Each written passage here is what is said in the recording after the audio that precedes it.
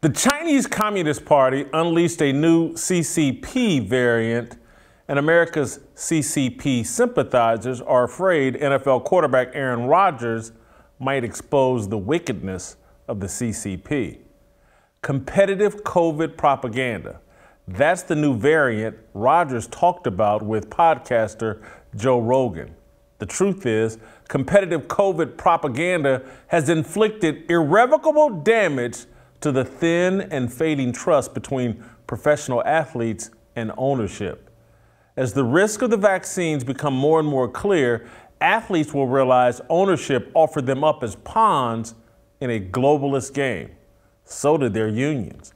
All of their unions agreed to the draconian COVID protocols. The NFL and the NBA had the most punitive rules because their unions are the weakest and have the worst leadership.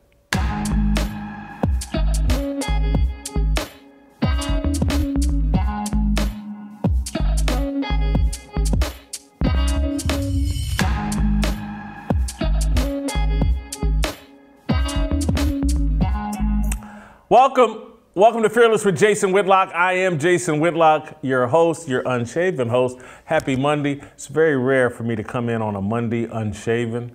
You know, I got the whole weekend to shave, but I just couldn't do it. I kind of like this gray beard of mine, and maybe I'm just getting lazy. Anyway, I hope you had a fantastic weekend. We have a great week of shows planned for you this week, and we have an awesome show planned for you today. TJ Moe will be here, Steve Kim will be here, and then get ready to be overwhelmed by beauty, femininity, smartness, intellect.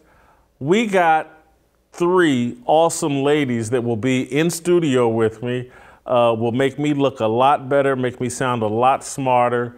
Lauren Chen will be here. Of course, you guys remember Jill Savage. And of course, you guys remember Tiffany Odom.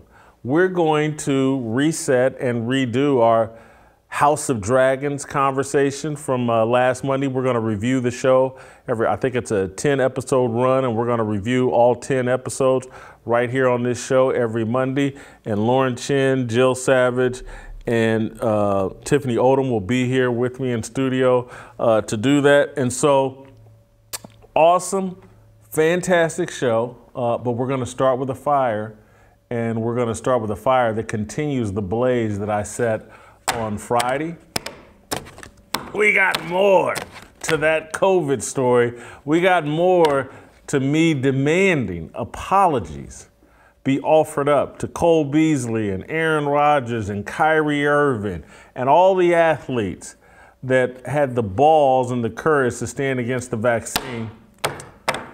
Aaron Rodgers did a podcast over the weekend, and we're going to talk about it.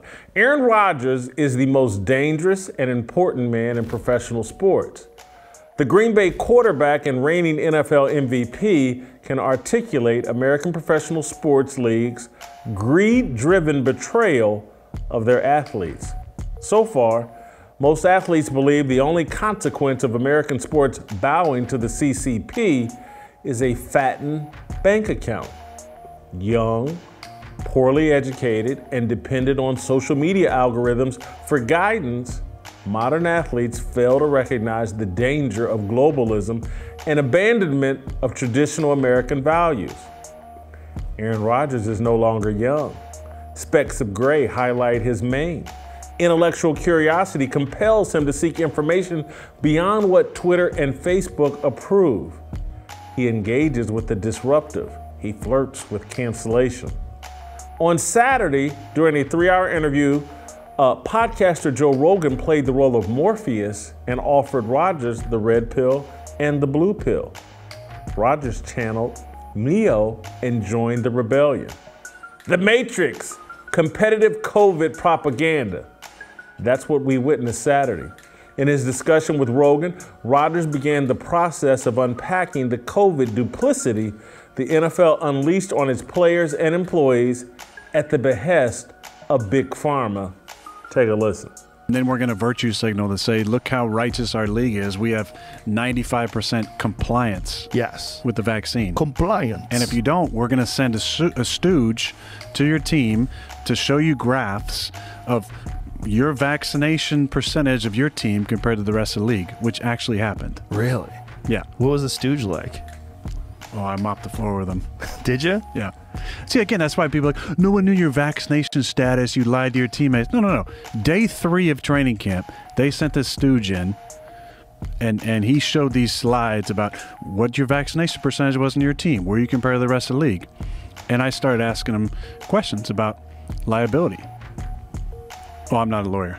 Okay, cool. But you're in here talking about all these different things, and you don't talk about anybody's personal health issues. There's 0 exemptions. You took out religious exemptions. You took out PEG exemptions.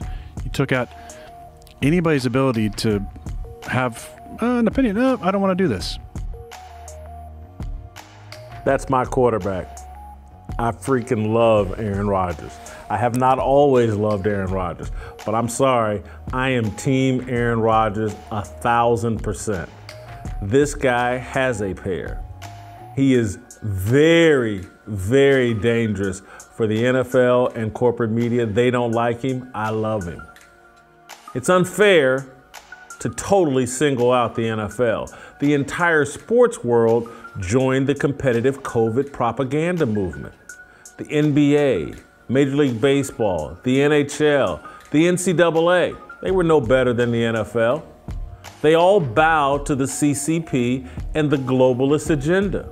All the leagues applied as much pressure as possible for young, perfectly healthy athletes to bend over and take an experimental medical trial that does not prevent COVID or its spread. Worse, it's a rushed medical trial that we do not know the full scope of its side effects. In terms of betrayal and damage to trust, this is far worse than the NFL's alleged dishonesty about concussions. CTE is junk science propagated by the anti-football movement. Even the Washington Post has attacked the alleged discoverer of CTE, Bennett Amula, the doctor celebrated in the Will Smith-fronted Concussion movie. We're living through an information and propaganda war. Aaron Rodgers is the highest profile influencer to join the rebellion. He could wake up his athletic peers to the fact they're being used against their own best interest and the best interest of America. Rodgers might be the most dangerous athlete since Muhammad Ali changed the approved narrative on the Vietnam War. The NFL's media partners will denigrate Rodgers for consenting to an interview with Rogan and discussing the illogical COVID protocols that defined professional sports last year. NBC's Mike Florio, the founder of ProFootballTalk.com, complained that Rodgers dredged up a dead issue. Florio and many other media outlets focused on Rodgers admitting that he misled the media a year ago about his vaccination status when he used the word immunized. That's not the story. Pro sports leagues misleading their employees at the behest of pharmaceutical companies and the vaccine crazy Biden administration is the real story. Big Pharma controls television and the sports leagues. That's what's driving competitive COVID propaganda. Remember 5 years ago when Papa John's Pizza was the NFL's most visible advertiser? John Schneider is an all-American success story. He grew up in small-town Indiana. He started a pizza parlor in the closet of his dad's bar. He became a pizza billionaire. He and Peyton Manning promoted Papa John's Pizza during commercial breaks of NFL games. John Schneider has traditional American values. His brand fit the old NFL. The new NFL pivoted to a globalist agenda. The new NFL, like all of television, surrendered to Big Pharma's advertising thirst. So out goes Papa John, in comes Pfizer, in comes Big Pharma, in comes Moderna, in comes all of the drug pushers in America, the biggest dope dealers in the world, took control of American TV and professional athletics and professional sports on TV, because all professional sports is a television show. Big Pharma has pills and vaccines to sell on TV. Big Pharma cut a deal with the Trump-led government to develop vaccines free of any liability for their side effects. The NFL, the NBA, the NHL, and MLB all hopped on the Big Pharma gravy train. The athletes were treated as lab rats and guinea pigs. Aaron Rodgers knows this. More importantly, he can articulately explain this. Pro sports leagues don't want this explained, so their media partners will be very reluctant to address Rodgers' interview with Joe Rogan. They'll pretend no one cares. The truth is, competitive COVID propaganda has inflicted irrevocable damage on the thin and fading trust between athletes and ownership. As the risks of the vaccines become more and more clear, athletes will realize ownership offered them up as pawns in a globalist game. So did their unions. All of their unions agreed to the draconian COVID protocols. The NFL and the NBA had the most punitive rules because their unions are the weakest and have the worst leadership. Here's hoping Aaron Rodgers doesn't stop with his Joe Rogan interview. He needs to stay on this topic. Here's hoping Rodgers inspired other athletes to stand as men and support guys like Novak Djokovic, the world's top tennis player who is being prevented from playing in the US Open because he won't take the vaccine. Moderna is one of the primary sponsors of the tournament. We all must reject the rulership of the Chinese Communist Party and all of its big pharma-backed COVID variants. That's my fire. We're picking up right where we left off on Friday. This story is being ignored everywhere, but it's the biggest story going in sports. What they've done with this COVID thing is going to change professional sports even more than what we've seen in the past. There's already been very little trust between athletes and ownership. Now it's all out the window. As these athletes figure out how much they've been betrayed, the things they've injected into their body at the behest of the NFL, unnecessarily. Hey, when those guys take cortisone shots and all this other stuff, they know what they're doing. They've seen other athletes do it all in the past. There was no reason for young, perfectly healthy athletes to be taking this vaccine. I've said that from the beginning. If fat old people like me want to take the clot shot, that's on us. That's appropriate for us. Just in the interest of transparency. And I've been reluctant to say this because, superstition, whatever, I don't know. But I refuse to take that shot. And I'm fat and old. But I get why fat and old people take the shot. I get it. But I've been steadfast. There's no way in hell some young athlete in the prime of his health, in perfectly good shape, should take that vaccine. It's an experiment. You don't experiment on young people. And you damn sure, if you're interested in protecting your relationship with these athletes that you make millions of dollars with, you don't pressure them into taking a vaccine they don't need. One that hasn't been proven to be very effective. One that, according to all the recent studies from across the globe, has some side effects that these athletes will be dealing with for the rest of their lives, potentially. There'll be no trust. And so when we look around and wonder why a Kevin Durant is sitting like, hey, I want out of Brooklyn. You know what? I know I've only been here a year. I know I just signed that contract, but F these people. They don't care about me. I don't care about them. That's the new standard. And again, we've already seen this standard, but now it is far more justified And that's why the media should be covering this, because trust me, these conversations are going on with athletes across all NFL locker rooms, across all NBA chat groups. Wherever athletes gather, they've all are doing the math. They're all recalculating like, damn, they really talked me into this stupid stuff. They really put all this pressure and embarrassed me and threatened me and told me we may not keep you on the team if you don't take this shot. And I folded and did it. Never again will I trust these people. Never again will I believe, oh, we're all family. And even the owners who are sitting there saying, well, I took the clot shot too. Well, guess what? The owners are old. They can justify taking the clot shot because the only people that COVID killed was old people and fat people. That's who got killed by COVID.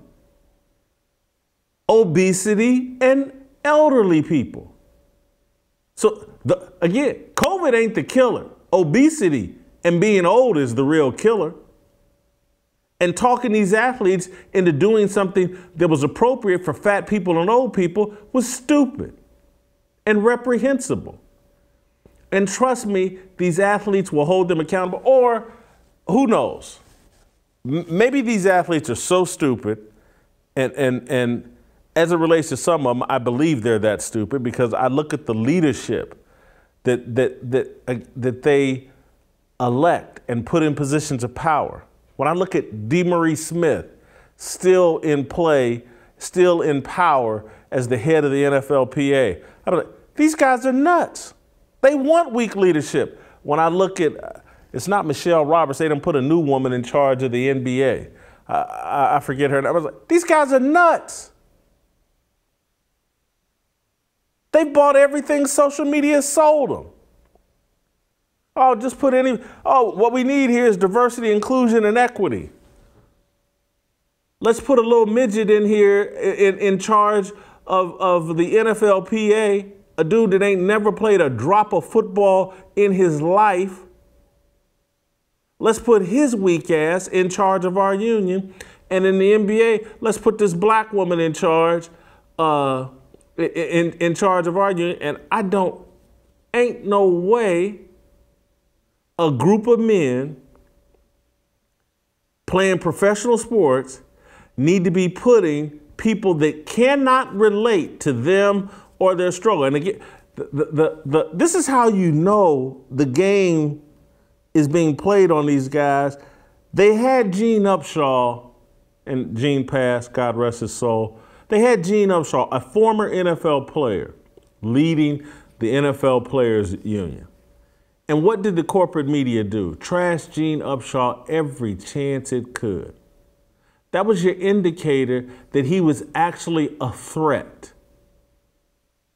Do you ever hear corporate media trashing the little 5'6" guy that has no connection to football who's now leading the NFLPA? Do you ever hear corporate media trash him?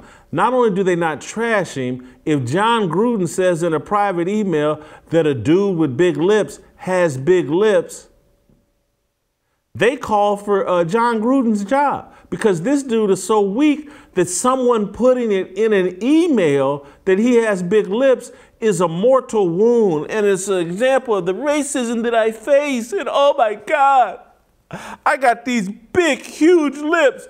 And he called me out for them in a private email at a time when everybody is bending over backwards to get big lips. They're making millions injecting things into women's lips to give them the lips that DeMaurice Smith has naturally. I have not met a woman that does not like my big lips. She may not like my gut, but she loves my big lips. And this dude, oh my God. Oh, some white man that I don't even know said I got big lips. He said it in an email. He must be fired. That's how weak the leadership is at the NFLPA. Everybody knows it. Tom Brady has taken shots at this dude publicly. Everybody knows they have horribly weak leadership, but the corporate media won't call them out. And now that they agreed to all this garbage and as it relates to COVID and the vaccine, and Aaron Rodgers is calling it out, the NFL sent a stooge in there to tell us X, Y, and Z. He wasn't talking about DeMaurice Smith, but he might as well should have been. Because DeMaurice Smith is just another stooge for the NFL. This is the weakest group of men in the history of America. They have millions of dollars, no brains, and no balls. No brains and no balls. That's a bad combination. Maybe Aaron Rodgers will wake him up. I hope and pray that he does. Rodgers said a bunch of interesting things in his interview. I want to go back to, I got a clip I want to put, because you know what? I'm going to be a bit narcissistic here and pat myself on the back. But I'm to make another point, because I keep throwing around modern day Muhammad Ali, and I said it today about Aaron Rodgers. Back in September, and again, and I'm saying Aaron Rodgers is as dangerous as Muhammad Ali for the way he conducted himself in this interview with Joe Rogan, and the fact that he's starting to articulate publicly. He went on. That's the biggest platform you got. That's better than going on any of these cable news shows or sitting down with any of these clowns over at ESPN. This dude went and sat down with Joe Rogan, who's got a massive audience and massive influence, and started spelling out how the NFL played these people. It was a high-class I told you so for 3 hours with Joe Rogan. Hats off to Aaron Rodgers and Joe Rogan. And I say today, he's as dangerous because of his ability to explain his profile, the level of success, four-time NFL MVP, reigning NFL MVP, plays the most important position in sports, plays for a legendary franchise in the Green Bay Packers, and he is taking the NFL on. That's why I compare him to Muhammad Ali. But the guy who took the most risk is Kyrie Irving, who plays in the NBA for the Brooklyn Nets, jeopardized some of the money he was supposed to make last year, set out most of the regular season because he stood up to the NBA and that woke culture and everybody just bending over and taking the vaccine. He actually stood up. And look, there were other NBA players that did as well, but they weren't playing in New York where the penalties were much harsher because of that socialist, communist, Marxist mayor they had, Bill de Blasio, and how weak Eric Adams is. Again, these are the weakest men in the history of America. If Ben Franklin or Thomas Jefferson were around today, they would pimp slap all of these bitches and they would all fall to their knees crying in fear. All of them. The ones that's talking from LeBron James on down, all of them. The weakest group of men in the history of America are in charge today. Joe Biden, Barack Obama, all of them weak. And these dudes this up here on this wall would slap any of them and they would all fall to their knees in tears. I got distracted. Oh, I wanted to give myself credit for, no, I'm sorry for doing this. Occasionally I get very narcissistic. But I wanted to give myself credit for pointing out in real time back in September of last year when Kyrie Irving took this stance. And again, he showed more balls than anybody and he got ridiculed for it. And I showed you on Friday the clowns on ESPN. We could have played a whole laundry list of clowns on ESPN, clowns at Fox Sports, all criticizing Kyrie Irving because he was man enough. He was more man than any of them that all took the clot shot because their employer told them to do so. But Kyrie wouldn't. And so back in September, I just want to play a little clip of myself. This is from me back in September comparing Kyrie Irving to Muhammad Ali. Rolling Stone magazine and Kareem Abdul-Jabbar sold out. Oh boy.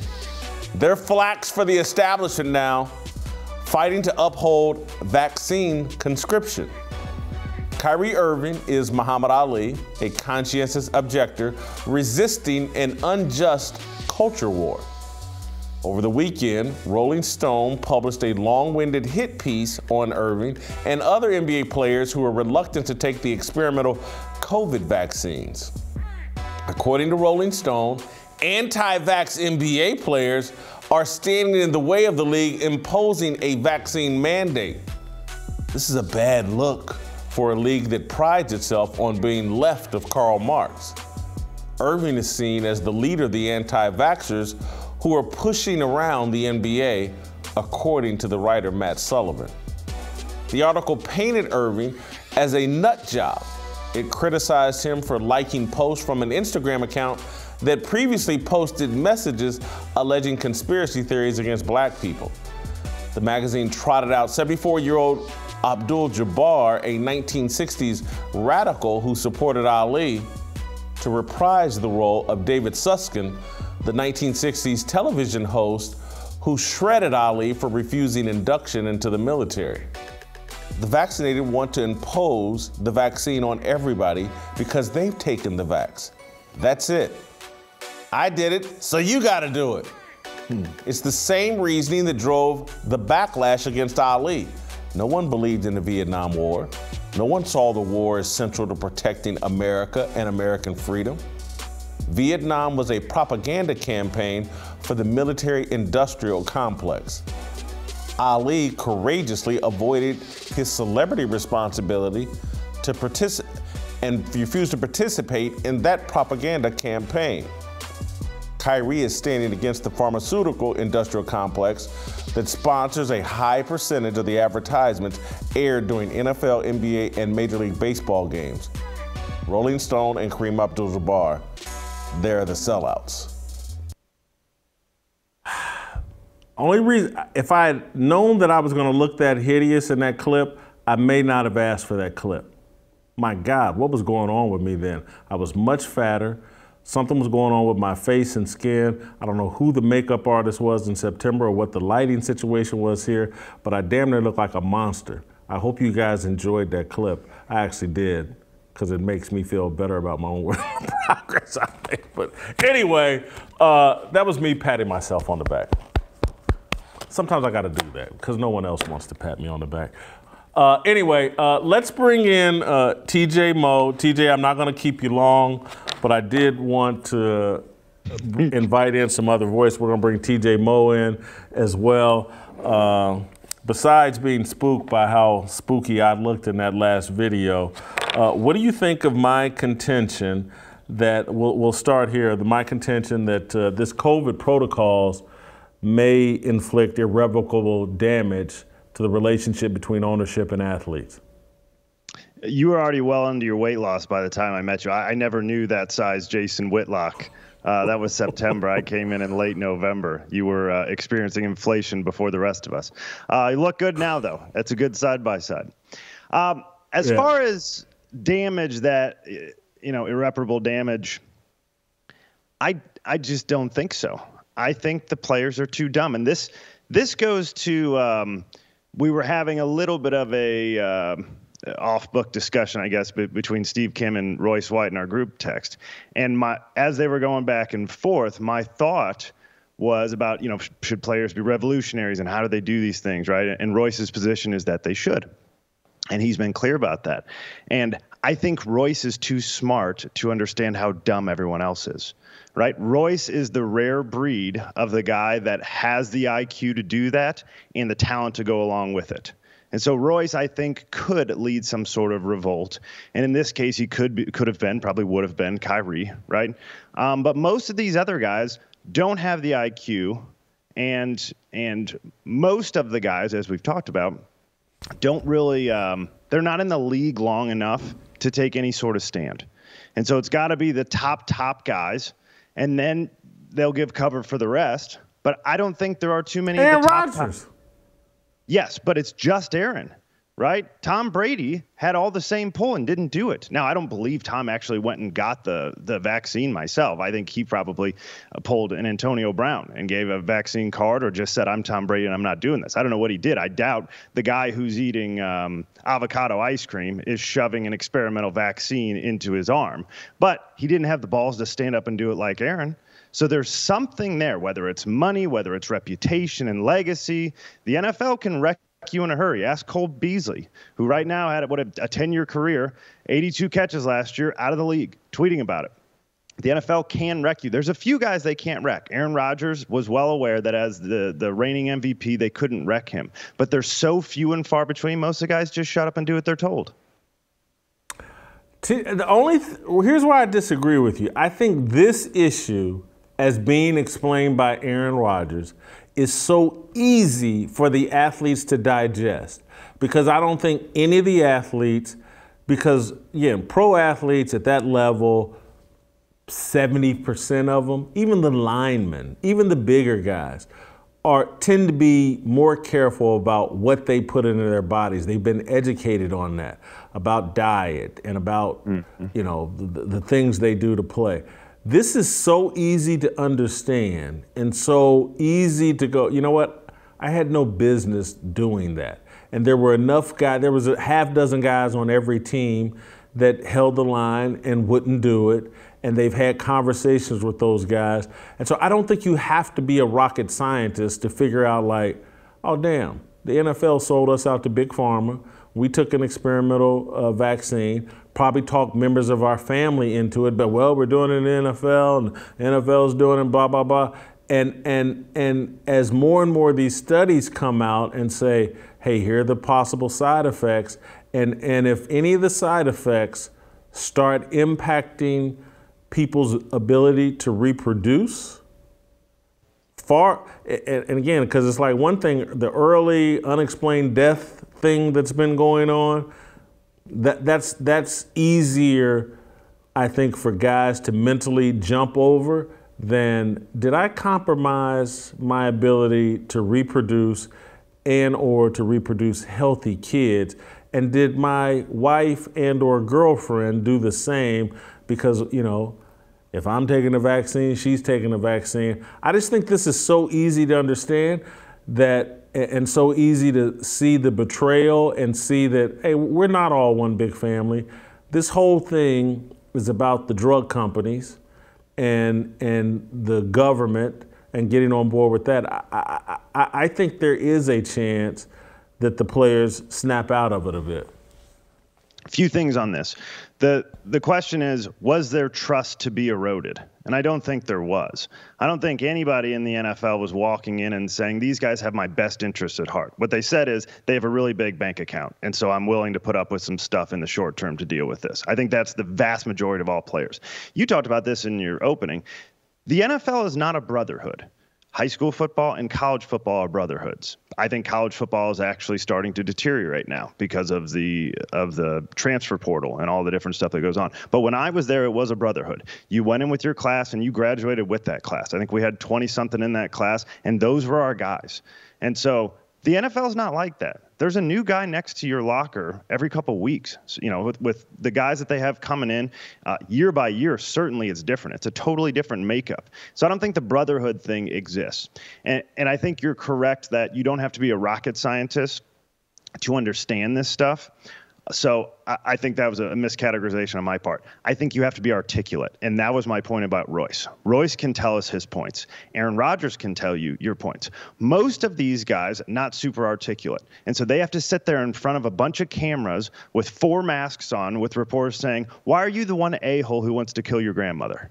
And they can't explain all the studies, and they can't tell you what's going on, and they just have to sit there. And most of those guys don't want any part of that. So they're willing to just do what they got to do without now the knowledge later, having the studies go on that says, hey, there's some fertility issues here. And hey, there's myocarditis. You may have some tread on your heart even if you survive this stuff. There's a lot of stuff going on after the fact. But paying attention in real time, that stuff was suppressed. If you wanted to go find it, there was a couple guys. Steve Deace is talking about it. Daniel Horowitz here at the Blaze. Alex Berenson. Horowitz now off Twitter for good, right? Steve Deace had to be careful what he said on Twitter, and Alex Berenson got kicked off Twitter and had to sue to get back on to just share those type of studies. He was getting permanently suspended to tell the truth. And so a lot of these guys not out there actively searching are just listening to the media. And they're saying, well, I don't know. I can't explain my position and why it wouldn't be a good thing, so I'm just going to go ahead and do it. That, I think, is the big issue. It's not the IQ. It's the lack of articulation, and they can't defend themselves. Final question. Do we believe Aaron Rodgers has swallowed the red pill? Is my Matrix analogy accurate, and that Joe Rogan was Morpheus and Aaron Rodgers was Neo, I believe, although I'm not an expert on the Matrix. Has Aaron Rodgers swallowed the red pill?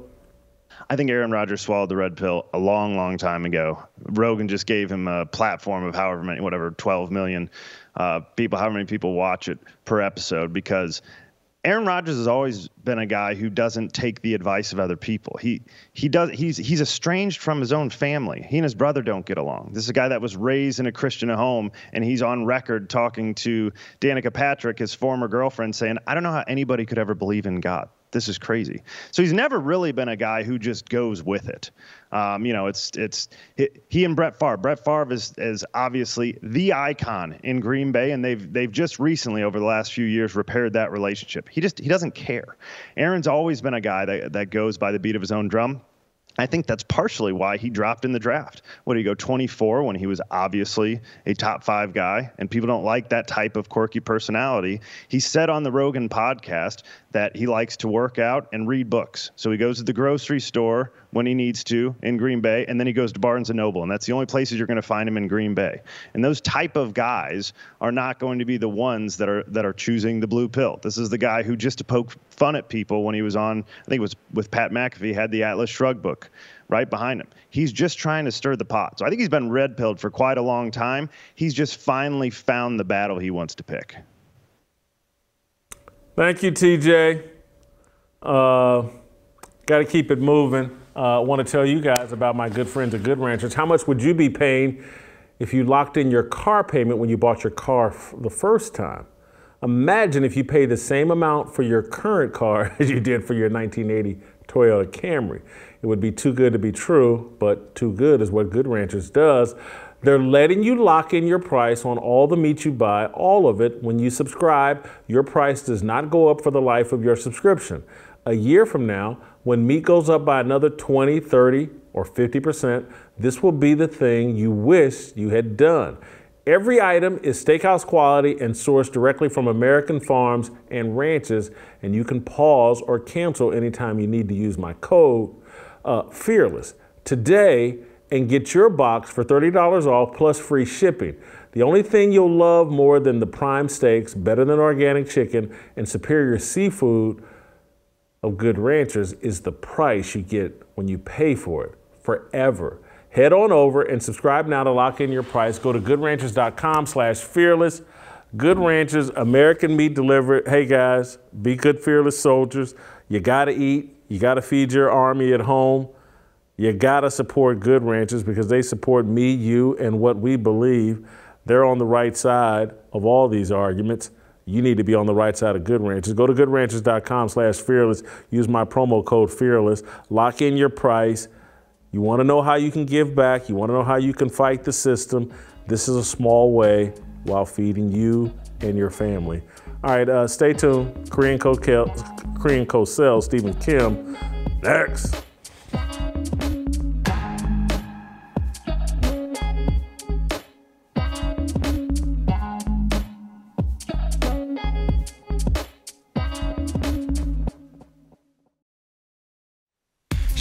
다 빨리 박수 쳐 기다리지 말고 서둘러 reason that I'm back is to feed you rest I see that you are 배불러 so fly But in a great epic novel, you need your protagonist and your antagonist. You need your heroes and your villains. And I think they just, like, we're going to make this guy the villain because he's been so good for so long. And he's not vaxxed. So let's. Normally, though. Like, did you feel like with the press and with, I mean, now it's there's still that mark, I think. Really? Yeah. I think it ultimately didn't hurt me because at the end of the season, I was playing really well. I came back from COVID. We played Seahawks. We won. And I didn't have a great game that game. But the last, like, 6-7 games, I played really, really well. And then there was a reporter out of Chicago who said that I'm the biggest jerk in the league, and he wouldn't vote for me for MVP because of my vax status. So it kind of put the rest of the other 49 MVP voters, I think, on notice going, oh, are you going to let your personal political bias enter into a conversation about who the most valuable player of the league is and not vote for this guy because he's not vaxxed? I think that played into at least some of their minds at some point because they would have had to answer, how do you justify not voting for this guy for MVP? Right. So and how my vaccination status, they couldn't get past that. They couldn't get past years of friendship and me doing favors for them, doing interviews with them if they needed something, making sure I made time to, give them a soundbite or do an interview or come on their show. And I'm talking about probably a dozen that I thought were allies in the media, meaning friendly to me, and that they knew, like, if they needed a guest or something and I had the time, I would always make time for them. And haven't heard from any of them. The media does not like Aaron Rodgers because the media is all in bed with the government and big corporate, big pharma, the NFL. They're all in bed together. Steve Kim, welcome back to the show. I want to just start here with Mike Florio and people say, oh, this is a dead issue. Why is Aaron Rodgers dredging this back up? Are you kidding me? This isn't remotely a dead issue. And I don't understand why ESPN, as best I could tell today, didn't cover this. I watched, had our team watch a lot of First Take. They were talking about some volleyball player at Duke that says she was called the N-word at BYU. They spent a good 10, 15 minutes talking about that and not talking about the biggest star in the NFL other than Tom Brady taking on the NFL on the Joe Rogan podcast. Corporate media is scared to death of this whole Aaron Rodgers story and the whole COVID narrative because it makes them all look horrendous. First of all, good Monday to you, Jason. Yeah, Mike Florio, his nickname should be the Chimney. He wanted the smoke, and now he's got all the smoke he wants. This, to me, is interesting as I think about it. You could debate the medical aspect of it, the science, the numbers, the analytics of COVID, the real impact. In my view, what Aaron Rodgers is doing, and I think it's actually something that probably interests us more than the medical side of it, Jason, is that this is now a clear referendum on the media. They are not to be trusted. They are no longer journalists, but they are now advocates. And truth is suppressed, and they are basically censored and forced into a certain belief. I just love the umbrage some of these media members are taking. How dare you lie and mislead us? That's our job, to do that to the public. But no one should ever do that to us. Give me a break. I'm glad that Aaron Rodgers is holding a mirror to him saying, yeah, I'm immunized. Deal with it. And this whole, you know what's interesting, Jason? I actually would have taken Aaron Rodgers to task if there would have been teammates even off the record telling certain writers, hey, man, we didn't like what Aaron Rodgers did. It was selfish. He put himself above the team. But you know what? it's a clear indication because we haven't heard anything from any Packer on or off the record. They're probably thinking, man, Aaron was right. I wish I would have had the guts and the leverage to do that to him. So I think that, to me, that's the most interesting part, because bottom line is this. I am not saying COVID is over. I want to make that very clear. But when I go around, and I'm going to be at the office in Montebello in East LA, and this is where I spend most of my money around a lot of good, hardworking Americans, nobody wears a mask. Seriously. It's almost like it doesn't exist. There are a few restaurants that I go into that have that sign saying, please make sure if you have symptoms, have a mask or your COVID ID card. You know what's funny? I think they just forgot to take down the sign, because when you walk into the restaurant, everyone's just living their lives. They're partying like it's 2019 again. But again, the media got called out on the carpet, and guys like Florio, they got dunked on. And right now at this point, Aaron Rodgers is modern-day Daryl Dawkins. I compared this thing to The Matrix and Aaron Rodgers getting red-pilled. The other movie analogy that I think applies here is A Few Good Men. That's the other takeaway. You can't handle the truth. That's what Aaron Rodgers, if the media is trying to understand why he used immunized and why he misled, it's because he's saying, and there's reason for saying this, you can't handle the truth. You don't like the truth. You don't want the truth. You run from the truth. Your job is to lie and to avoid the truth. And so therefore, I'm not going to give you the truth. That's what he unpacked to Joe Rogan, was like, I'm going to tell him immunized, but I'll tell him the full story. But he knows they're going to mishandle the full story and treat the guy, because they're all into the absurdity of these protocols and masks and all this stuff that had, and experimental vaccines that had no chance of really working. The media can't handle the truth. And so let's don't get mad when newsmakers don't give it to us. And so that's why I say, now, if you want to cover that story, that the media has so damaged its reputation that newsmakers believe, well, why even waste the truth on them?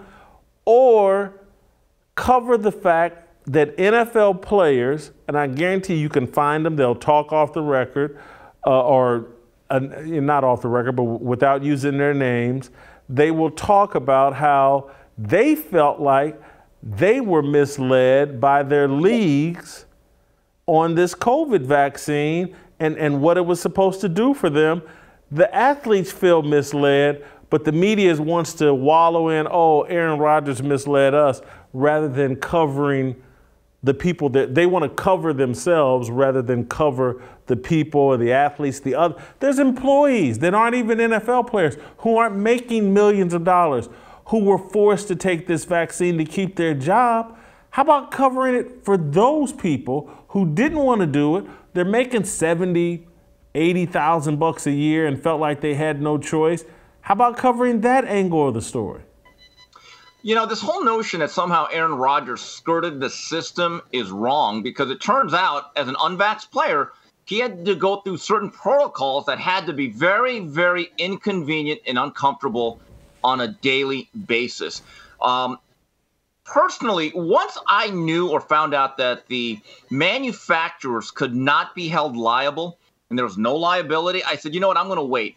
I will deal with the consequences. Now, this is interesting, Jason. As of, I would say, 6 months ago, I was still attending certain boxing events as a member of the media where they clearly stated if you're not vaccinated, you had to get a 24 to 48-hour rapid test. Now, I don't know if it's the inflation, but those things shot up from about $80 a test to about $140. So there are two cards in April.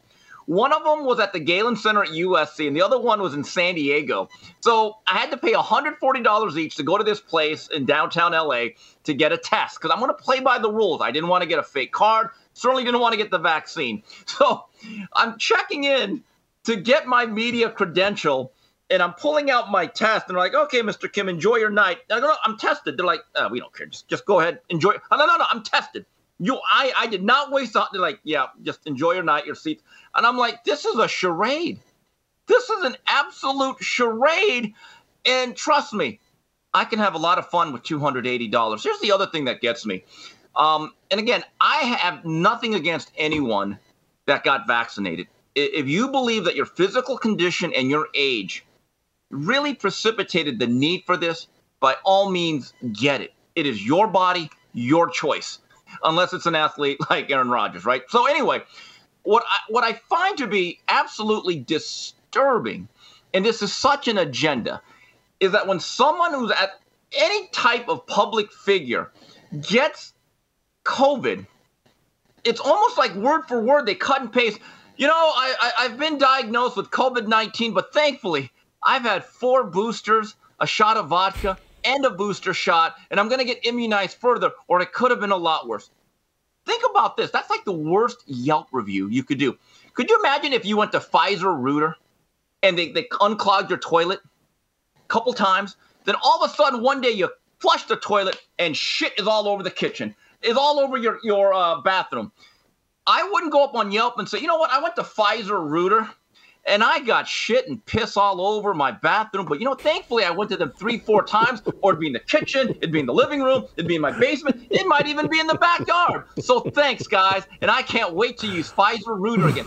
It's ridiculous. Isn't that? I mean, sir, think about that. I'm like, every time I read these tweets, I'm like, that's okay, a great analogy. That's not exactly something that makes me say, you know what, jab me. Jab me like you're Larry Holmes. Sorry. That's the worst thing. That's the thing that does bug me. I'm not going to lie. Yeah. What do you think of my argument that Aaron Rodgers is so articulate and so good at arguing this case that he's as dangerous as Muhammad Ali was in the 1960s, and that's why he's going to be denigrated and they're going to try to silence him in some sort of way? Am I wrong for suggesting that the message he's carrying could have a kind of dangerous impact that Ali's message against the war carried?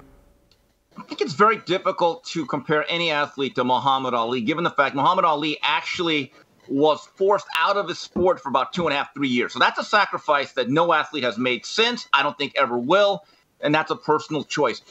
Where Aaron Rodgers is dangerous is that he's not a cliche machine.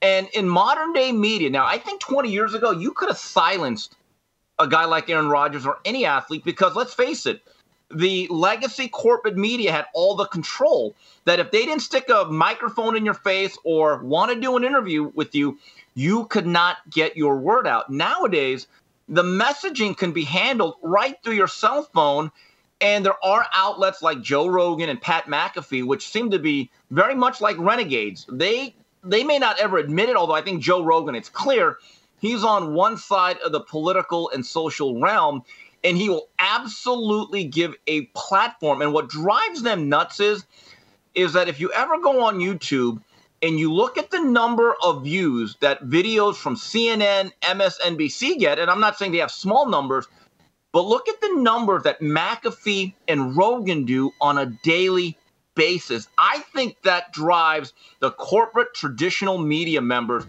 absolutely nuts, because they used to have the only and biggest soapbox, and their words are now being muted. And quite frankly, I think gentlemen and platforms like this, our show, are very much needed, because either you want to have a fair discussion and cover both sides of an issue, or you're just going to be advocates. Steve, let's get to our approval rating on Aaron Rodgers. I'm going to just tell you this right now. If you don't have him at a smoke show, as blazing hot, I don't think I want you back on the show. So I don't want to put any pressure on you. But he better be above a 90. So anyway, job performance. The guy's the reigning MVP. They lost in the playoffs. He's 38 years old and just won an MVP. So I'm going to give him a 23 in job performance. Okay, Aaron Rodgers, one of the greatest arm talents ever, one of the greatest quarterbacks ever. He won the MVP. But this is why I went a 20 and not a 25. He's lost too many home playoff games. If he just had one more ring and would have won, at least got to the championship game last year, it would have been higher. So I got to go 20. 20. You're on thin ice, Steve. You're on thin ice. That's 5 points. You've only got 5 points left to play with. Character, Steve, it's almost impeccable. You know, he keeps running through women, though, like underwear, so I can't go perfect character here. So I give him a 22. He's a bit of a playboy. Wait a minute. On that last part, I would give him a 50. So hold on. We'll have to have a philosophical He's not married. He's not married. Trust me, he needs to get married now. Don't wait till you're in your 50s. All right. This is where I knock him down a little bit. He doesn't get along with his family. Come on, Aaron. Aaron, give a call to your mom and dad. Make up with Jordan. Shake hands. I've seen a recent story, Steve. I've seen a recent story where there's hope in that regard, that there may be some reconciliation there. And I want to say this. If Aaron Rodgers goes to Thanksgiving dinner with this family and if they put like a Thanksgiving cam, I will pay pay-per-view. I would love to see what that conversation is like for about 4 hours. So I give him a 20 there. You have no points left to play with here, Steve. That's 10 points you've given away. Authenticity, I don't know if you can be any more authentic than Aaron Rodgers, but I didn't go with a perfect score. I gave him a 22. I gave him a 25. He is who he is. He's odd. He's quirky. He's temperamental. You can tell certain things get under his skin. But you know what? He is who he is. And you know what? God bless him. I gave him a 25.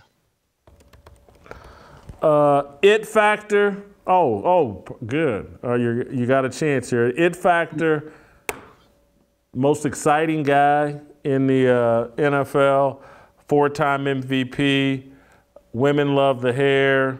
I gave him a 24. He doesn't look as good as me as I do now, so couldn't give him a perfect score like I'd give myself, but I gave him a 24.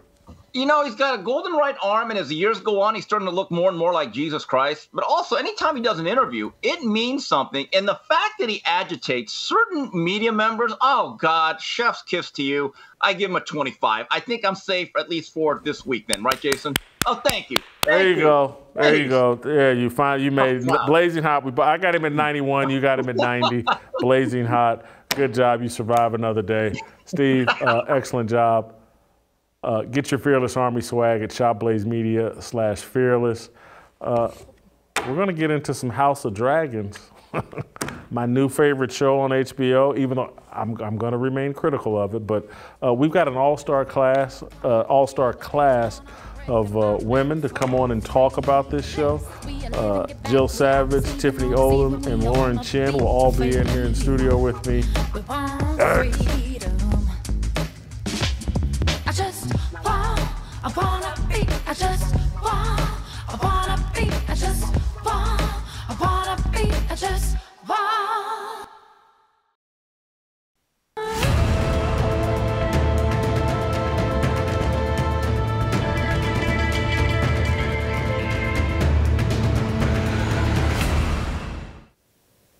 All right, welcome back.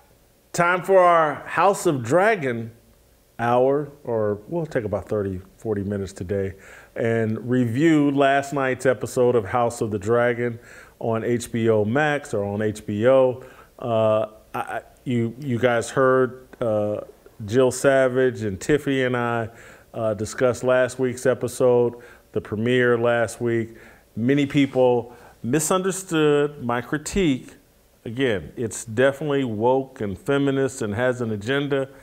But I did say last week, and I'm reiterating again, I find this enjoyable. I like this show. I'm going to stick with it.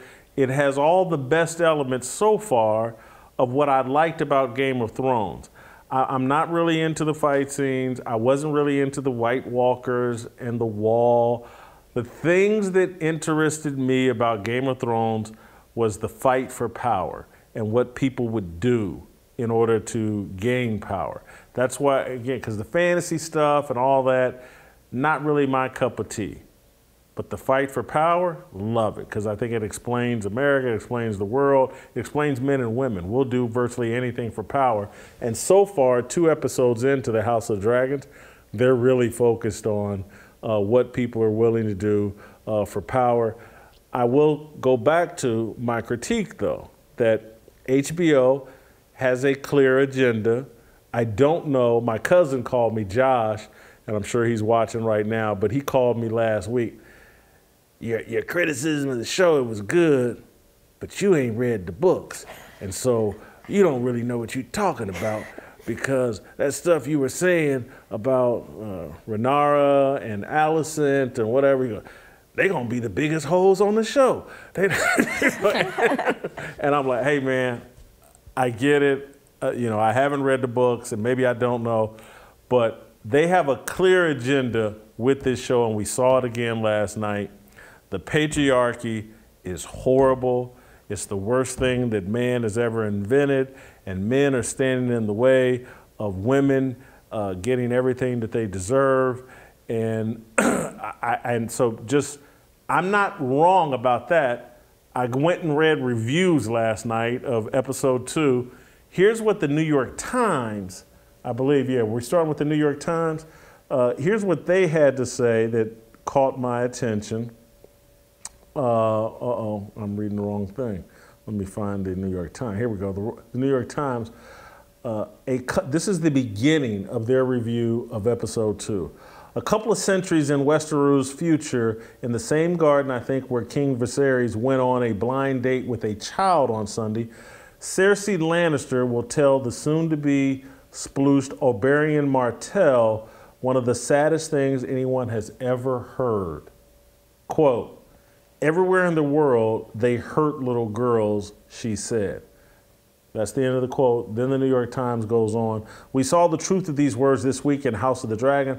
No matter whether the girl in question is wealthy, a 12 or 15-year-old being offered to a middle-aged man in order to improve her father's positioning, a scorned woman who has been literally sold so many times she doesn't remember where she is from, or an actual princess being disrespected by a bitter uncle and marginalized in her own home by a father who won't even ask if it's cool for him to marry her best friend, it's going to hurt."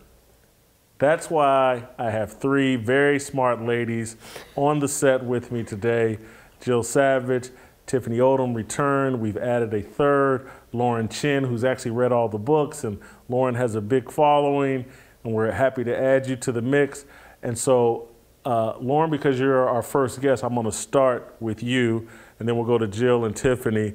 The point of the show seems to be like, man, the world is really unfair to women. And am I right? Is that the point of the show? And is that reflective of how women feel?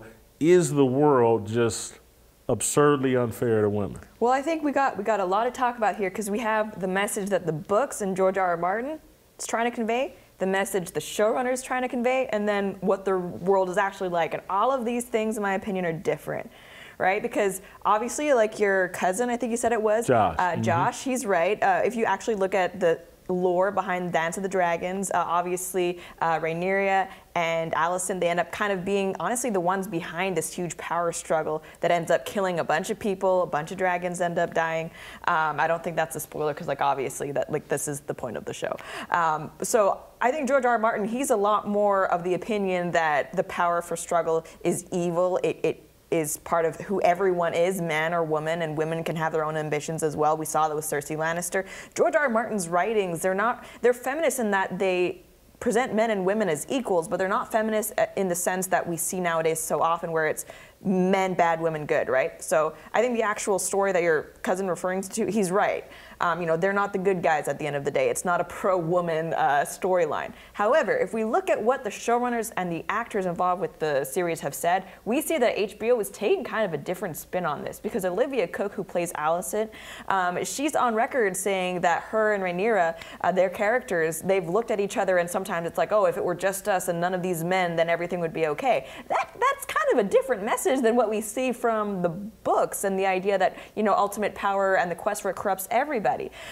So I think you're right, and we kind of started to see with this episode more than the first episode that there's really that heavy agenda, right? We are seeing more and more that, all right, these women are being pitted against each other as not only against the men, but also against each other, but almost as these helpless figures that we are just subject to the whims of our reality, whereas the men are in control of everything. If we look at how reality was, even in terms of the Middle Ages, which this lore is based off of, yes, women had rights denied to them, but so did men, right? You didn't want to be a serf or a peasant or a warrior. This was not a good time for anybody, even if you want to put yourself in the place of the king in this Viserys. He doesn't want to have to marry a child bride when his wife just died. No one in this situation is having a good time.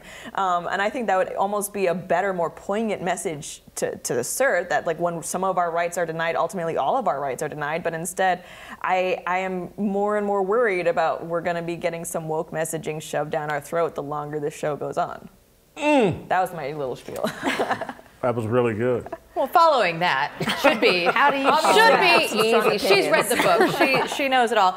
No, but I love the point that you made, just specifically about the men in this, because if you're the king, yeah, it's great. But what do we even see with the king? He's being shown as weak, and we see him as, oh, this is a guy that's not going to be going out and dating and courting the 12-year-old. Oh, good. This is a win for regular people out there. But then he just keeps going down the line, and every character trait that they possess for him, it's like you see him as weaker and weaker and weaker. He has illness after illness now in 2 episodes, 2 different things, just to reiterate that point over and over. But then you look, obviously, the princess and her girlfriend, as we call them, Alicent, she is also going to go out and make sure that she has the most power for herself. And I thought it was interesting because I watched after the episode, they have the actors talk about it, and Alicent, the character that played her, said after the show, oh, my mom died in the show, so I understood what the king was going through, and I was there just to comfort him. I didn't have any ambition. And I thought, does this girl know what the show is about? Because every single move, and maybe she didn't know it in her mind yet, but her dad, Otto Hightower, definitely knew what he was doing when he's like, hey, King's Chambers, let's go, young lady. Wear your mother's dress. Yeah. Look nice for the king.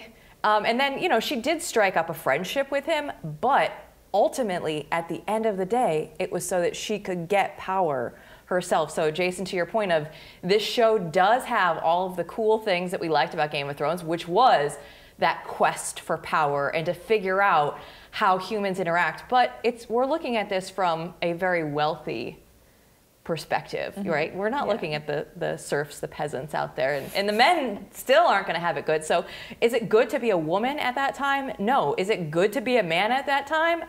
We're going to see a lot of them die too. It's not like they have it easy. They might have an easier path, but at the end of the day, it's not easy. Tiff? I don't even know how to follow all that. Don't. Do your own thing. Something I noticed is that they try to pave a way for women. Rhaenyra said, when I'm queen, I will create a new era. So it was gearing toward... That was her Chelsea Clinton moment. Yes, for sure. Women don't like other women in power, so it creates jealousy. This is why women are not designed to rule. That's just kind of something I gathered myself. They don't know how to act. That's interesting. You honestly feel that way? Well, and again, I mean, think about how women compete against each other, just in everyday life. You don't think men do? They do, but I think women do it in a different way. Women do it with a smile on their face and pretend like they don't do it. Yeah. Maybe they just, some women can. I agree with you, and I have a theory related to evolutionary biology I would actually like to share with you all that is based on nothing except just like an opinion, so take it for what it's worth. But I agree that I think men tend to work better cooperatively than women, and I think if we think about hunter-gatherer days, think about it, men had an incentive to hunt together, to work together, where if you look at women's roles traditionally, in the family gathering, we don't have an incentive to partner with other women our age, right? There's no, inter-cooperation that's happening there. So I think you're right. Often the competitiveness between women, it's actually cattier and more destructive interpersonally than between men. I would be interested to see if this show highlights that, like the dark side of female ambition.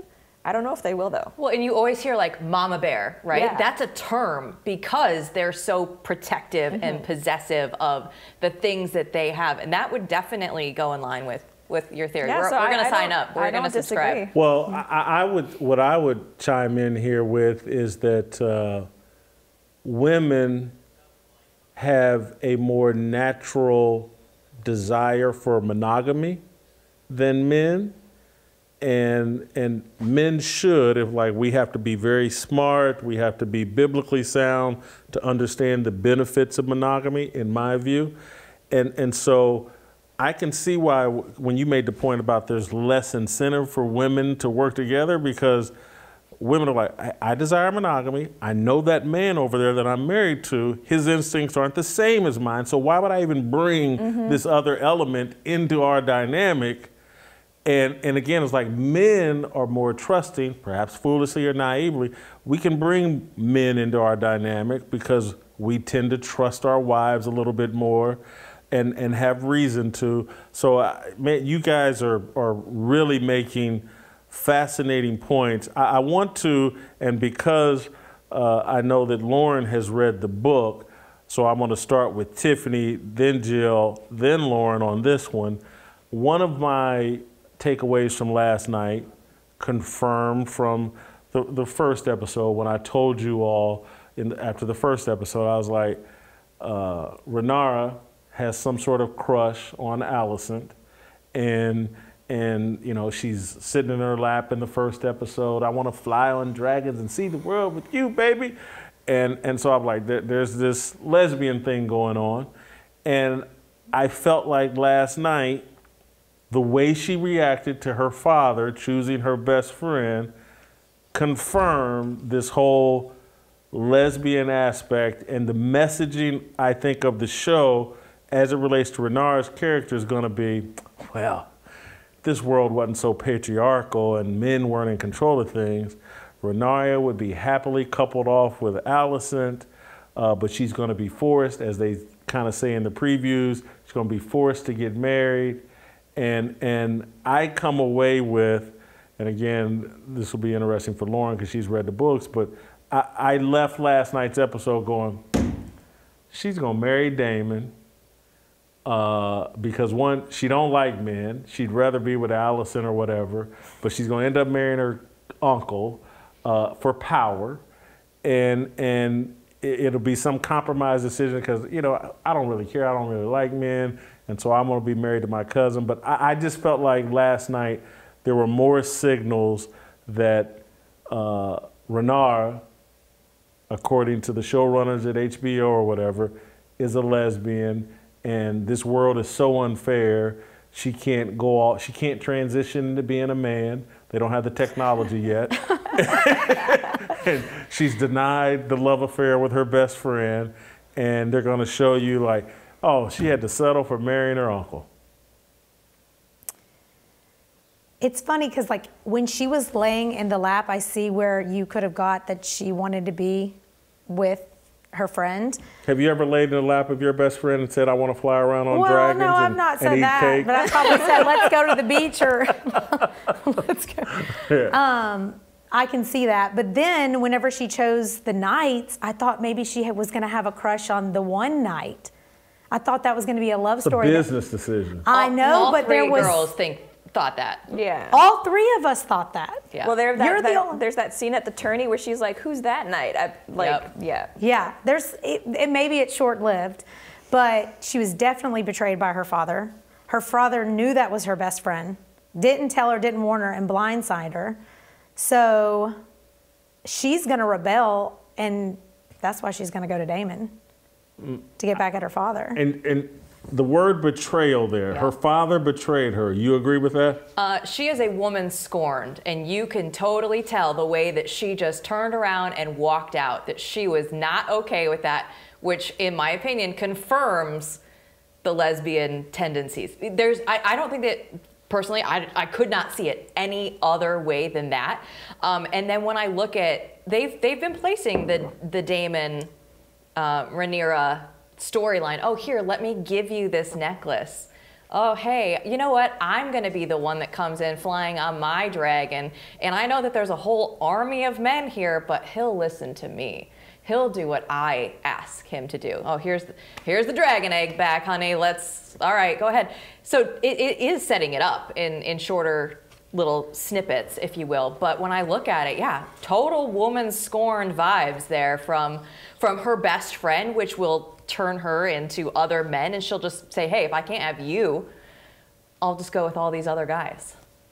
Well, I think regardless of whether it was the strategic thing for Viserys to say, I'm going to marry Alicent, which it also wasn't, at the very least, he should have given his daughter a heads up. Be like, hey, BT Dubs, your best friend, gonna wife her 6 months after your mother and brother just died. Just wanted you to know. So that definitely was a flaw there. And I feel like that really bothers me in TV shows where it's like, if people just communicate, well, I guess we wouldn't have a show because everyone would get along. Well, that's real life too. Yeah, that's true. That is real life Hold on as for well. a second though, Lauren, because I saw other people online make that argument. Should have given her a heads up. You got to get in the mindset of a king.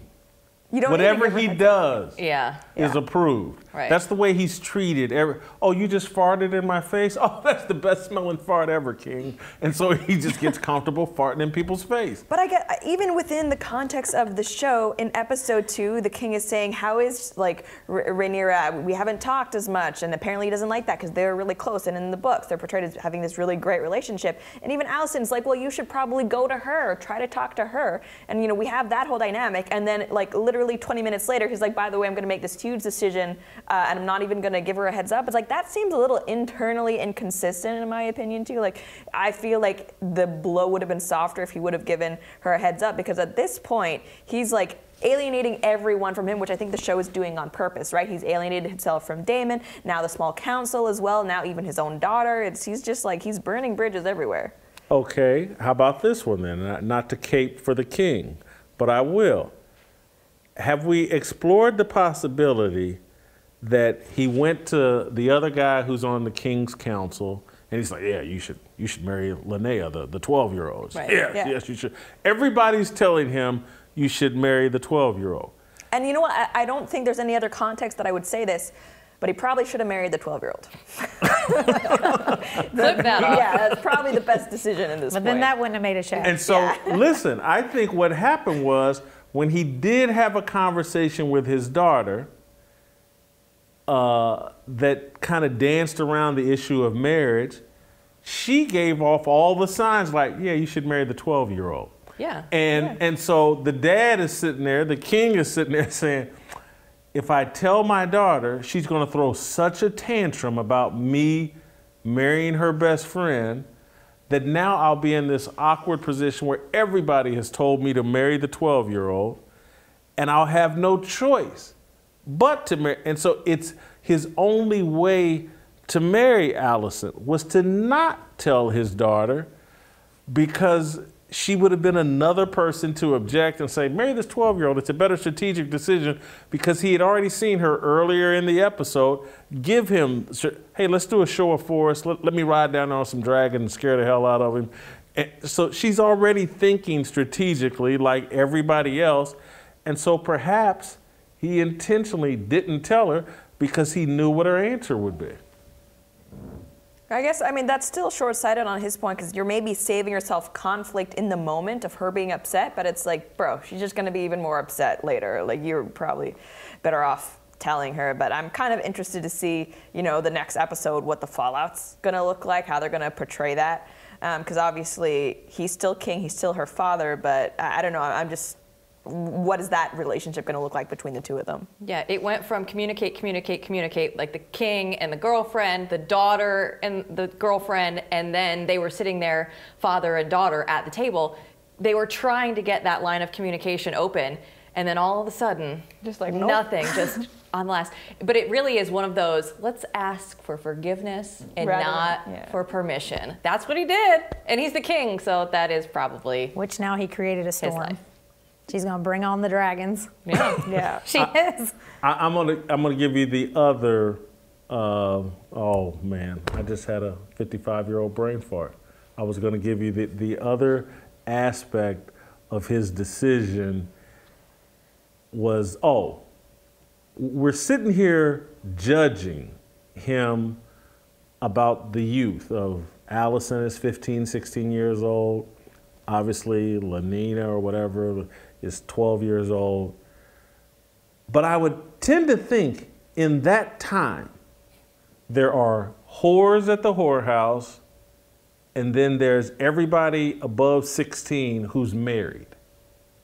And then, so what are his options?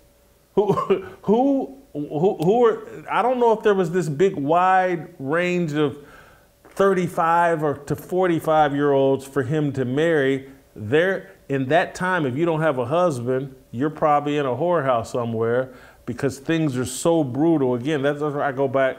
We love to pass judgment on previous generations and the patriarchy they set up.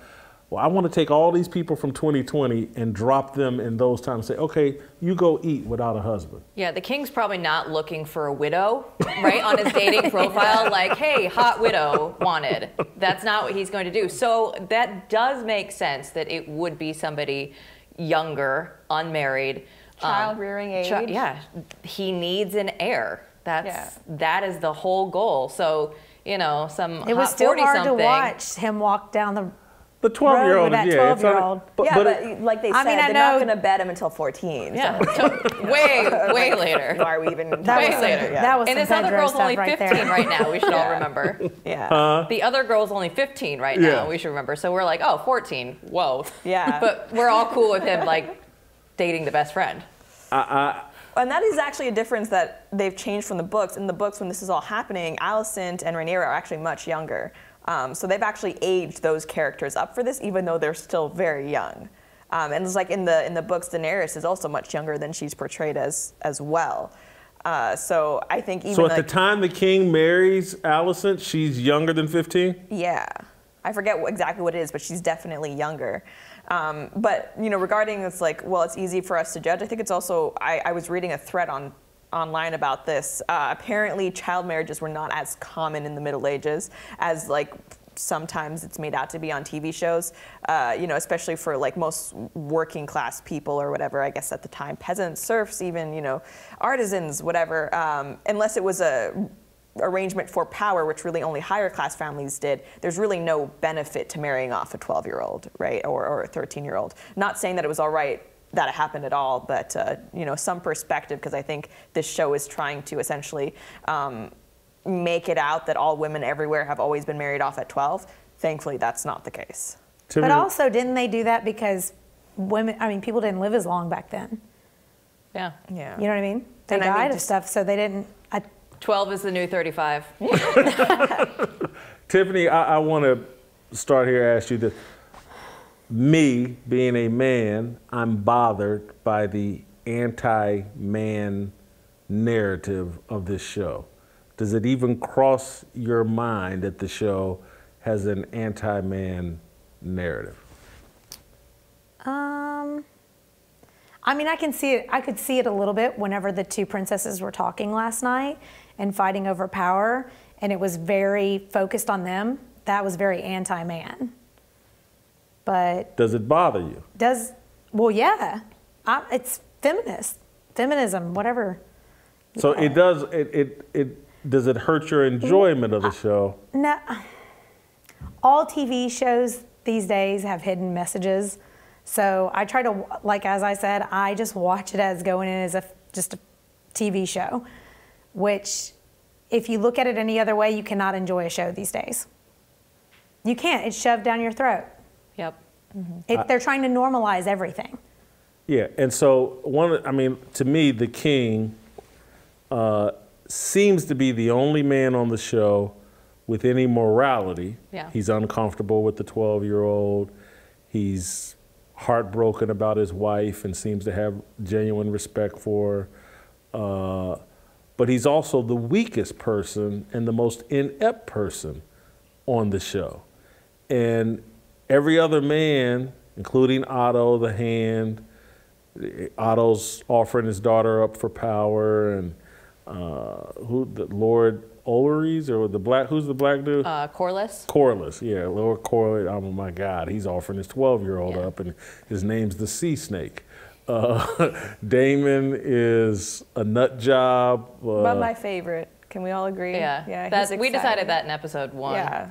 Damon's your favorite? Oh yeah, he's a drama queen and like a shiz disturber. But so far I love it. The I show don't know needs why him. I like her. Yeah. I like her. Who? Vernara. Am I saying that right? Yeah. You're supposed to like her. That's the whole point of the show. I know. She's I the like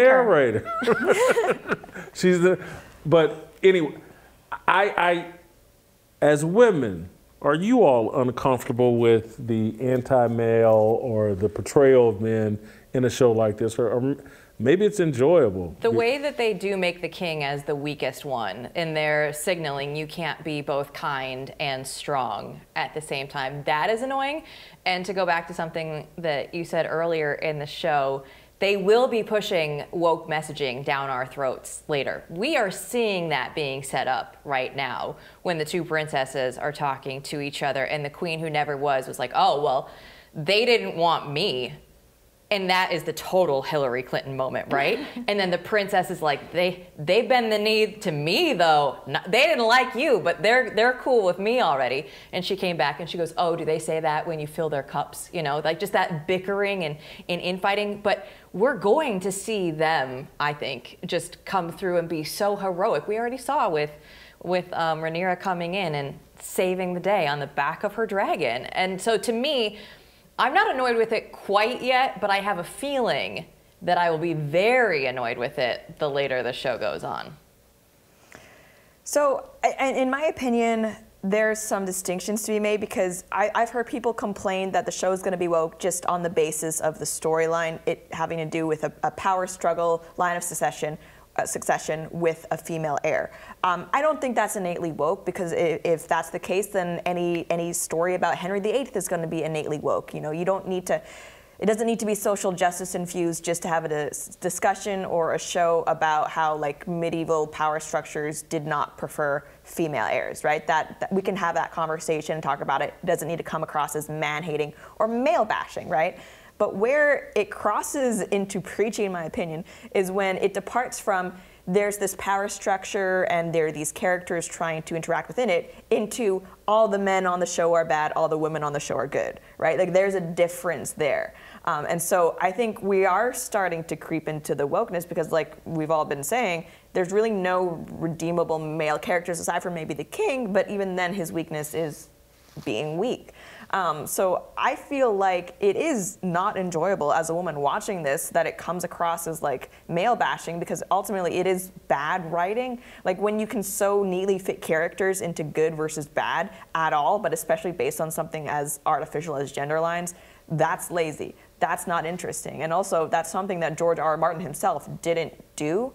And we see that in Game of Thrones, like, I mean, at least the earlier seasons, Cersei's not a good character. Even like with his plan to make Daenerys into the villain, she's not a good character either, and she's, you know, obviously a strong, independent woman who don't need no man.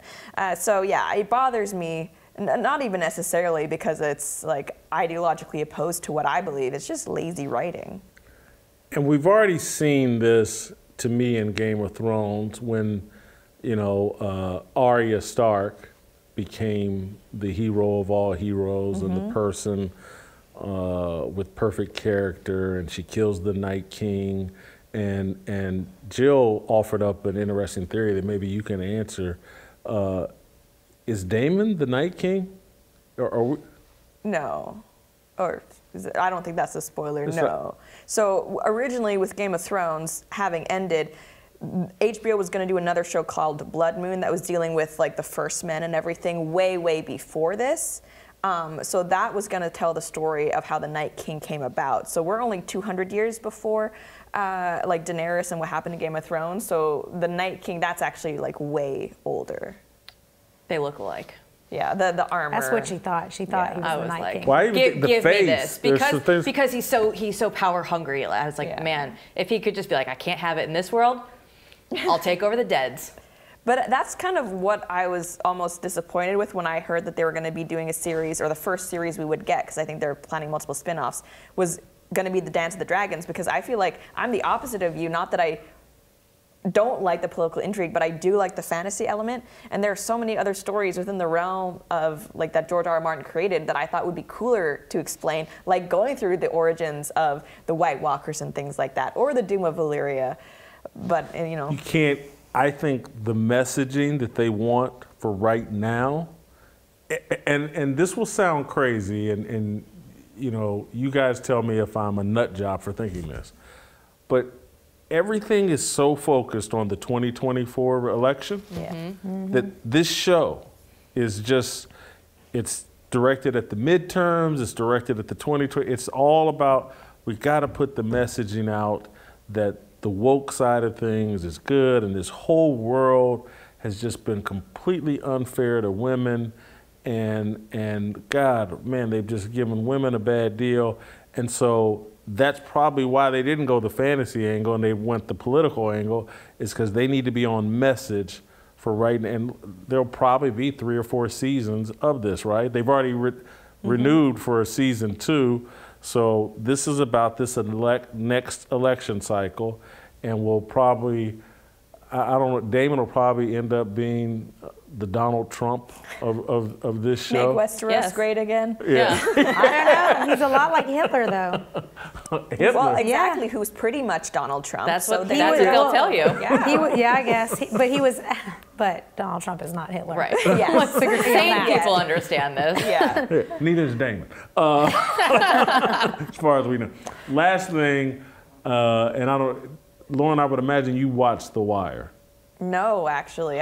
See, why has no woman? Have you watched The Wire? Yes, of course I have watched The Wire. Okay. It is one of the greatest You're shows a pop of all culture time. buff. Everything. That's like not reading the Bible and being Disclaimer, I have not seen The Wire, and I didn't finish Breaking Bad. What okay? the Chips on the table. Like, it's, yeah. Yeah, I'm not a big I watched all of Breaking Bad. I'm Breaking Bad. not as much. You've seen The Sopranos, though, right? No. Okay, in my We have a defense lot in for common, that man, one, or over there. I feel like I was kind of young when that came out, and I just never went back and like watched How old are you it. right now? 18? No, I'm 28. So I remember my parents would watch it, but I wasn't allowed to because I was like HBO, like right, you know. It's almost hard to continue with this conversation. I was so excited. Anyway, what I was going to say about The Wire, and Jill can relate, is, and it's what you're basically saying, House of Dragons had the chance to be. The Wire showed you politicians, policemen, and drug dealers, and made you understand everybody in that group was making the best decisions based on their situation and circumstances. There, even because you know, I can't. It's like The Wire. It's written by David Simon, a former newspaper guy. He covered crime and the drug trade in Baltimore, and even like Presbelusky, this white cop with all the right intentions, ends up being a school teacher, but he's the most violent cop. He blinds some little poor black kid with the butt of his gun and all this other, and it was kind of trying to show you that, and again, this was before Darren Wilson and Michael Brown, but it was basically saying, look, man, these cops do stupid things, they make mistakes, but they're not the worst people in the world, even the ones you see caught up in the news cycle, because Presbelusky is very likable, well-intentioned, just had no business being a cop. And so that's what I loved about The Wire. No one was inherently more evil than anybody else, and it just got at the truth. And I've looked at where HBO has pivoted and where TV has pivoted, is you can't tell that truth. You can't humanize, because they humanize drug dealers. We hear, oh, the drug dealers are all, they kill, and they do all this, blah, blah, blah. But you watch The Wire and you actually have Bodie. Again, this means nothing to you all, but to me and Jill, it means a lot. One of the most likable guys on the show, Omar, is the most likable guy on the show.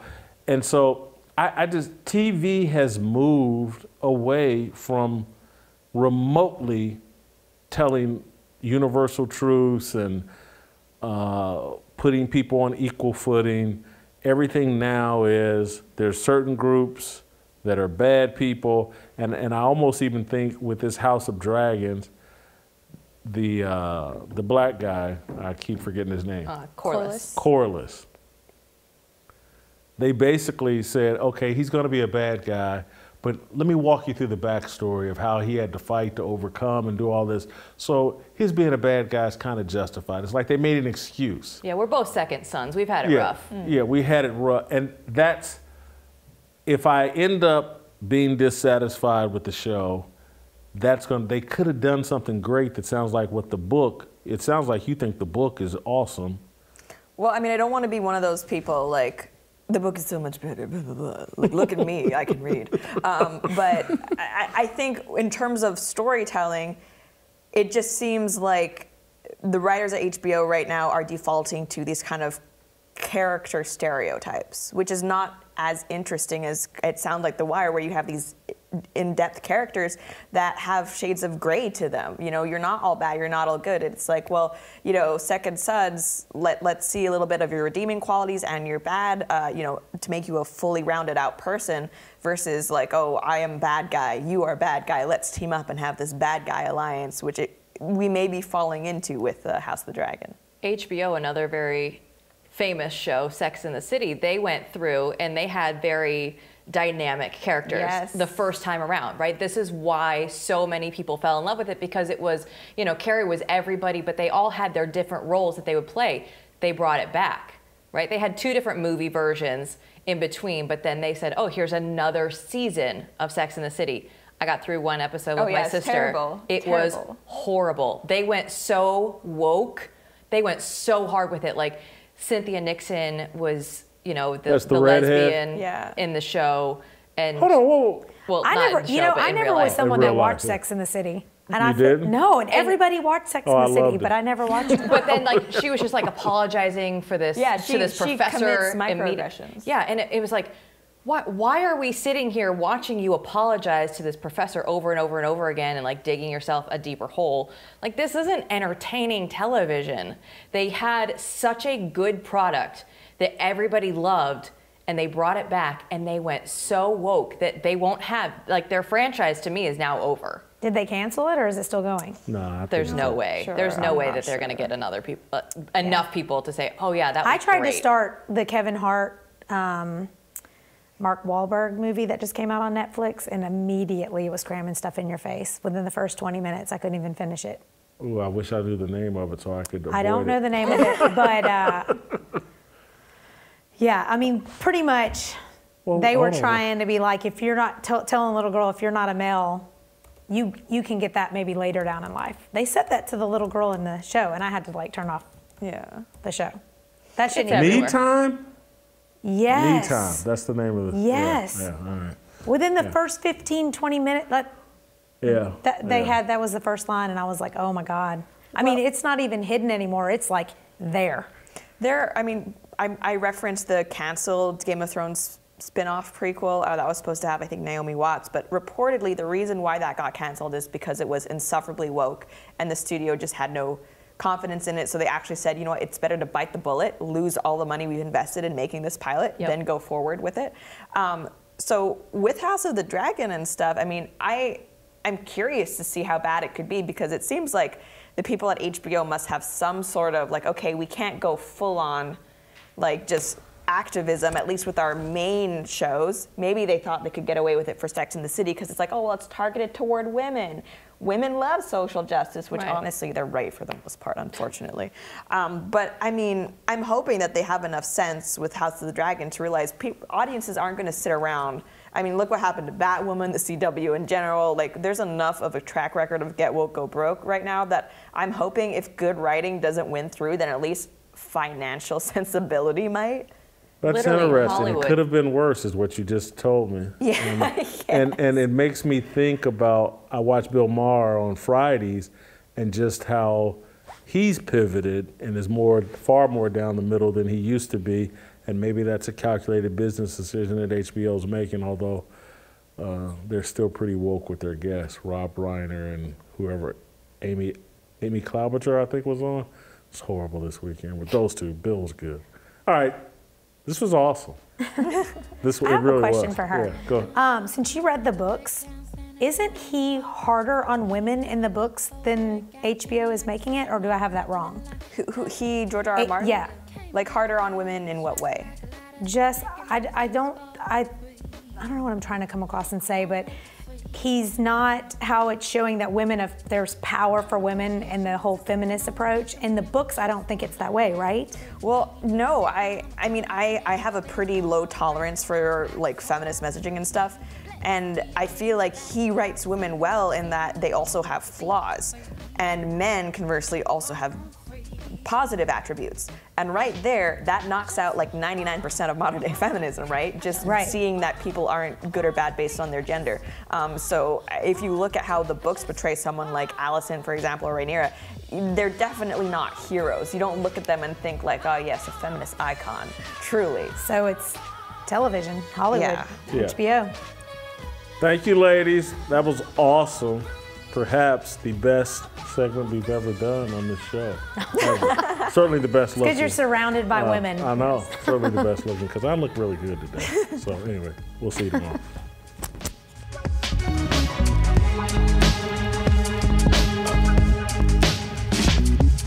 Looking for the right sign, looking like it's my time, feeling all kinds of free. These words are our religion, our regrets and our decisions. We all wanna go to heaven with freedom. It's my obligation, no hate, discrimination. Raising up your hands for freedom. Raise up your hands for freedom. I wanna be, I wanna be, I